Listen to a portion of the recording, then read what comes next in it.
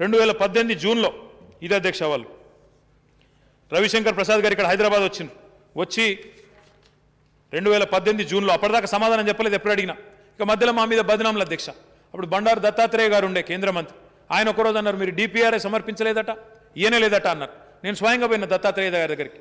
పెద్ద మనిషి ఆయన అంటే మా అందరికీ నచ్చుతారు అధ్యక్ష, కొంత మంచి మనిషి, సాత్వికుడు. డిపిఆర్ తీసుకొని నేను పోయినా, దత్తన్న మేము సమర్పించినాం, మీరు కేంద్ర మంత్రిగా ఉన్నారు, దయచేసి మీరన్నా కొంత చొరవ చూపెట్టండి అని అడిగినాం అధ్యక్ష. ఏం కాలేదు. ఆ తర్వాత మళ్ళీ బయట మాట్లాడుతూనే ఉంటారు మీరే తప్పు మీదే తప్పు అని. మేము చేసిన ప్రయత్నాలు చేసినాం అధ్యక్ష, కానీ కేంద్ర ప్రభుత్వం ముందుకు రాలేదు. చివరికి 2018 జూన్ 1 నాడు ఇక్కడికి వచ్చినప్పుడు centre gives Thums down to ITIR అంటే ఒక మన దగ్గరనే కాదు, బెంగళూరులో కూడా రద్దు చేసినారు, మన దగ్గర కూడా రద్దు చేసినారు. అదే విషయం నేనేదో గాలి వార్త చెప్పడం లేదు, పేపర్ వార్త చెప్పడం లేదు, అదే విషయాన్ని ధృవీకరిస్తూ మన కేంద్ర మంత్రి మొన్న జూలై 27 నాడు పార్లమెంట్లో స్పష్టంగా చెప్పినారు. ITIR policy resolution 2008 has been discontinued and all activities under the policy have been closed. ఇది ఆయన ఇచ్చిన సమాధానం. అంటే ఒకవైపేమో తప్పంతా మీరు చేసి, ఒకవైపేమో రద్దు మీరు చేసి, ముందుకు రాక తెలంగాణ యువత నోట్లో మట్టి కొట్టి, ఇక్కడ ఉండే ఐటీ రంగం నోట్లో మట్టి కొట్టి, ఇక్కడ ఉండే ఐటీ విద్యార్థుల నోట్లో మట్టి కొట్టి, ఇవాళేమో మళ్ళీ ఇక్కడ నిల్చొని ఐటీ రంగంలో మన పిల్లలకు ఉద్యోగాలు రావాలా, ఐటీ రంగంలో ఇంకా ఇది చేస్తే బాగుంటుంది, అది చేస్తే బాగుంటుంది అంటే ఇది ఎంతవరకు సమంజసం అని నేను అడుగుతా ఉన్నా. చేయాల్సిన పని చేయకుండా ఇక్కడ ఉండే నిరుద్యోగుల నోట్లో మట్టి కొడుతూ, ఇక్కడ ఉండే పిల్లల అవకాశాల గండి కొడుతూ, చేయవలసిన పని చేయకుండా కక్షగట్టి కత్తిగట్టి ఈ రకంగా చేయడం ఎంతవరకు సమంజసం అని నేను అడుగుతా ఉన్నా అధ్యక్ష. నేను ఒకటే అడుగుతా ఉన్నా, మీరు అడగండి మీ మిత్రుని కూడా, మీ సహచరుని కూడా. తెలంగాణలో ఐటీఐఆర్ కేసీఆర్ వల్ల, కేసీఆర్ ప్రభుత్వం వల్ల ముందుకు పోలేదని ఒక ఆయన అంటాడు అధ్యక్ష. మరి కర్ణాటకలో ఎందుకు ముందుకు పోలే? సరే తెలంగాణలో కేసీఆర్ గారు చేయలేదన్న మాట మీ దుష్ప్రచారం నిజమైన ఒక సెకండ్ అనుకుందాం. మరి కర్ణాటకలో ఎందుకు ముందుకు పోలే? అక్కడ ఉన్నది బీజేపీ ప్రభుత్వమే కదా.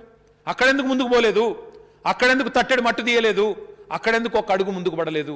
అంటే కేంద్రం చేయాల్సిన పని చెయ్యకుండా ఇంత అన్యాయంగా, ఇంత చండాలంగా, మళ్ళీ ఇక్కడ చండాలంగా నేను వారనం లేదు, వారి బయట మాట్లాడే మాటలు అధ్యక్ష. ఇప్పుడే మిత్రులు చెప్తా ఉన్నారు, సరిగా నేను వాడి జోలికి పోను అధ్యక్ష, కానీ బయట చాలా దారుణంగా ఒక ఆయన ఇప్పుడు సెక్రటేరియట్ గులగొడతా అంటున్నాడు, నిన్న ఒక ఆయన ప్రగతి భవన్ గులగొడతా అన్నాడు, ఇప్పుడు ఒక ఆయన సెక్రటేరియట్ గులగొడతా అంటున్నాడు. ఇక ఏందో అధ్యక్ష, మరి మేమేమో నిర్మాణాలు చేద్దాం, పునాదులు దవుదామని మేమంటున్నాం అధ్యక్ష, వాళ్ళేమో ఒక ఆయన సమాధులు దవుతా అంటాడు, ఇంకొక ఆయనేమో బాంబులు పెట్టి పేలుస్తా అంటాడు. ఈ అరాచక శక్తులు వీళ్ళ చేతుల్లో రాష్ట్రం పడితే ఏమవుతుందో ఆలోచించాలని చెప్పి కూడా నేను మిత్రులందరినీ కూడా అడుగుతా ఉన్నా అధ్యక్ష. పచ్చగా ఉన్న తెలంగాణ, పచ్చని మాగాణంగా మారిన తెలంగాణ పిచ్చోళ్ల చేతిలో పెట్టవద్దని చెప్పి నేను ఖచ్చితంగా తెలంగాణ ప్రజలకు ఈ వేదిక ద్వారా విజ్ఞప్తి చేస్తా ఉన్నా అధ్యక్ష. ఈ అరాచక శక్తులు, అరాచకమైన మాటలు, పేలుస్తాం కూలుస్తాం తప్ప నిర్మాణాత్మకమైన వైఖరి లేని పార్టీలను తిరస్కరించవలసిందిగా కూడా ఈ వేదిక ద్వారా నేను కోరుతా ఉన్నా. నిర్మాణాత్మకం అంటే మరి మీరేం చేసిండ్రు అని మీరు అడగచ్చు అధ్యక్ష. ఇక మా వాళ్ళకి ఏంటంటే అధ్యక్ష అనుమానాలు ఎక్కువ మా ప్రతిపక్షాలకు. అందుకే నేను ఇవాళ మాటలు తక్కువ, కొద్దిగా వీళ్ళకు సాదృశ్యంగానే చూపెట్టాలని ఎక్కువ ఫోటోలు తెచ్చుకున్న అధ్యక్ష. దయచేసి మీరు అనుమతి ఇవ్వాలి అధ్యక్ష. They say that a picture is worth 1000 words. అంటే ఒక ఛాయాచిత్రం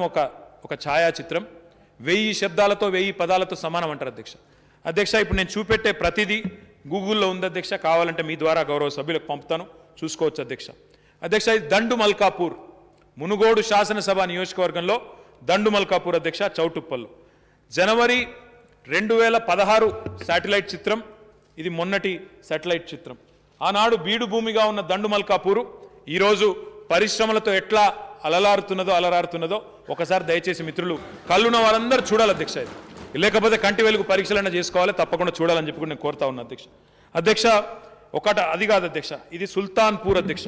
మా మైపాల్ రెడ్డి గారు ఇక్కడనే ఉన్నారు, మా ఎమ్మెల్యే గారు.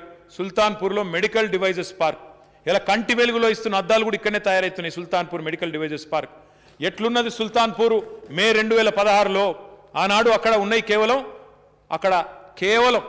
క్వారీలు ఉండేది అధ్యక్ష. అక్కడ మొత్తం ప్రాంతం అంతా క్వారీ. మా జగ్గారెడ్డి గారిది కూడా అదే ప్రాంతం. ఇది ఆనాడు ప్రదేశం. ఈరోజు ఎట్లా ఉన్నది చూడండి అధ్యక్ష. ఈరోజు అక్కడ ఏమున్నదో కూడా మీకు చూపెడతా. ఏషియా ఖండంలోనే అతిపెద్ద స్టెంట్ మ్యానుఫ్యాక్చరింగ్ యూనిట్ ఈరోజు అదే సుల్తాన్పూర్లో ఉన్నదనే విషయాన్ని కూడా గౌరవ సభ్యులకు నేను తెలియజేస్తా ఉన్నా అధ్యక్ష. ఇది మా మంత్రి గారు సబితా ఇంద్రారెడ్డి గారి నియోజకవర్గం మహేశ్వరం, అక్కడ ఉండే రావిరాలలోని ఈ సిటీ. ఆనాడు పునాదిరా ఎవలేసిండ్రు మీకు తెలియదా అని చెప్పి శ్రీధర్ బాబు గారు దబాయించిండ్రు అధ్యక్ష. పునాదులు వేసిపోయినారు అధ్యక్ష, పునాదులు రాళ్ళు బాగానే వేసిండ్రు అధ్యక్ష. పని మాత్రం పెద్దగా చేయలే అధ్యక్ష. అధ్యక్ష ఇగో ఆనాడు మీరు ఇడిచిపెట్టిపోయినాడు ఎట్లుండే, ఆనాడు మే 2014, ఇది నవంబర్ 2022, అప్పుడు ఏమి కూడా జరగలేదు ముంగటికి. కావాలంటే ఇవన్నీ ఫోటోలు మీకు పంపిస్తా అధ్యక్ష, వారిని చూసుకోమని అని చెప్పి కూడా నేను విజ్ఞప్తి చేస్తా ఉన్నా. అధ్యక్ష మా ఇబ్రహీంపట్నం శాసనసభ్యులు మీరే అధ్యక్ష, మంచిరెడ్డి కిషన్ రెడ్డి గారు.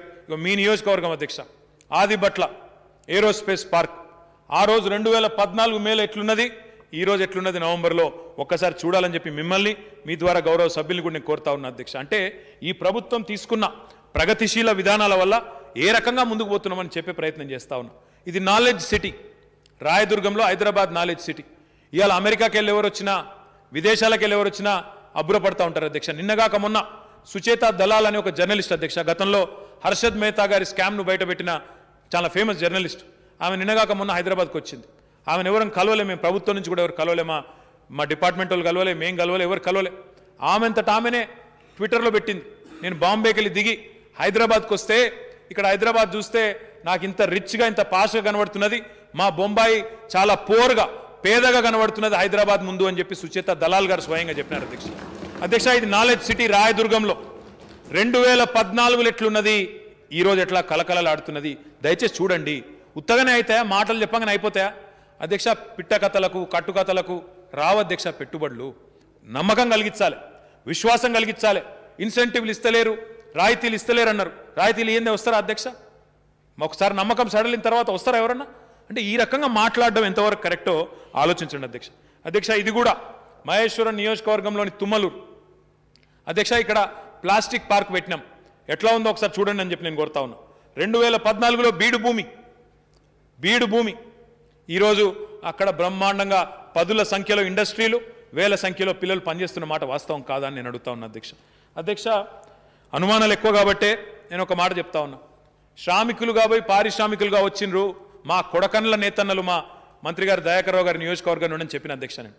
మరి వారి కోసం గౌరవ ముఖ్యమంత్రి గారు 2017లో వరంగల్లో ఆనాడు కాకతీయ మెగా టెక్స్టైల్ పార్కు శంకుస్థాపన చేసినారు.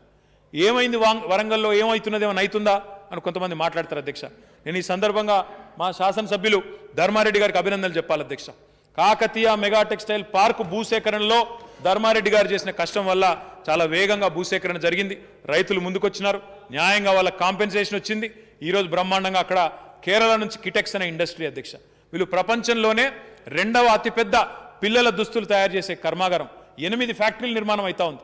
మొత్తం వరంగల్లో కాకతీయ మెగా టెక్స్టైల్ పార్కు ఈ సంవత్సరం అంతానికి పూర్తి స్థాయిలో వినియోగంలోకి వస్తే అధ్యక్ష దాదాపు ఈ 2-3 పరిశ్రమల్లోనే 25,000 పైచిలకు మంది మహిళా సోదరీమణులకి ఉపాధి అవకాశాలు లభిస్తాయి అధ్యక్ష. ఇది ఒకటే కాదు, కిటెక్స్ ఒకటే కాదు అధ్యక్ష, ఇది కూడా ఇంకొక యూనిట్ అధ్యక్ష. దాంతోపాటు గణేష ఈకోస్పియర్ అని మరొక యూనిట్ కూడా ఉంది అధ్యక్ష. అధ్యక్ష మా ప్రభుత్వం వచ్చిన తర్వాత, మన ప్రభుత్వం వచ్చిన తర్వాత ఐటీని కేవలం హైదరాబాద్కే పరిమితం చేయాలనుకోలేదు అధ్యక్ష. అందుకే మా గౌరవనీయులు పెద్దలు శ్రీధర్ బాబు గారు ఇక్కడ లేరు ఇక్కడ ఆయన, మా జిల్లా కరీంనగర్ అధ్యక్ష, మా పూర్వ జిల్లా కరీంనగర్ జిల్లాలో కూడా మరి మీరు పెట్టలేదు కానీ మన ప్రభుత్వం, తెలంగాణ ప్రభుత్వం బ్రహ్మాండమైన ఐటీ టవర్ కూడా కట్టింది. దాంతోపాటు పూర్తి స్థాయిలో వినియోగంలోకి తీసుకొచ్చింది. మా మంత్రివర్యులు కమలాకర్ గారు కూడా ఆ విషయంలో విశేషంగా కృషి కూడా చేయడం జరిగింది అధ్యక్ష. ఇది బట్టి విక్రమార్క గారి జిల్లా ఖమ్మం అధ్యక్ష. ఖమ్మంలో కూడా ఈరోజు వారు బట్టి గారు ఖమ్మానికి పోయిన ప్రతిసారి చూస్తారు అధ్యక్ష. బ్రహ్మాండంగా ఈరోజు ఐటీ హబ్ అక్కడ కూడా అద్భుతంగా స్వాగతం పలుకుతా ఉంది. అక్కడ కూడా పిల్లలు పెద్ద ఎత్తున పనిచేస్తూ ఉన్నారు. మీకు ఏమైనా అనుమానాలు ఉంటే ఒకసారి వెళ్ళి వారితో ఇంటరాక్ట్ కూడా కావాలని చెప్పి కూడా బట్టి గారు నేను కోరుతా ఉన్నాను అధ్యక్ష. ఇది వరంగల్లో ఐటీ హబ్ ఫేజ్ 2 అప్పటికొక హబ్ వాళ్ళు కట్టారు అధ్యక్ష. కొంత ఇనీషియల్ నిర్మాణం వాళ్ళు మొదలు పెట్టారు. ఇది ఫేజ్ 2 మేము కట్టిన తర్వాత ఈరోజు Tech Mahindra, Cyient, Genpact, Mindtree లాంటి సంస్థల్ని కూడా వరంగల్కి తీసుకొని పోయిన ఘనత తెలంగాణ ప్రభుత్వానికి, కేసీఆర్ గారి నాయకత్వానికే దక్కుతుందన్న మాట కూడా నేను విజ్ఞప్తి చేస్తా ఉన్నాను. మా మంత్రివర్యులు శ్రీనివాస్ గౌడ్ గారు ఆయన గట్టిగా పట్టుబట్టి అధ్యక్ష ఇది మహబూబ్ నగర్లో నిర్మాణ పూర్తి చివరి దశలో ఉన్న ఐటీ హబ్ అధ్యక్ష.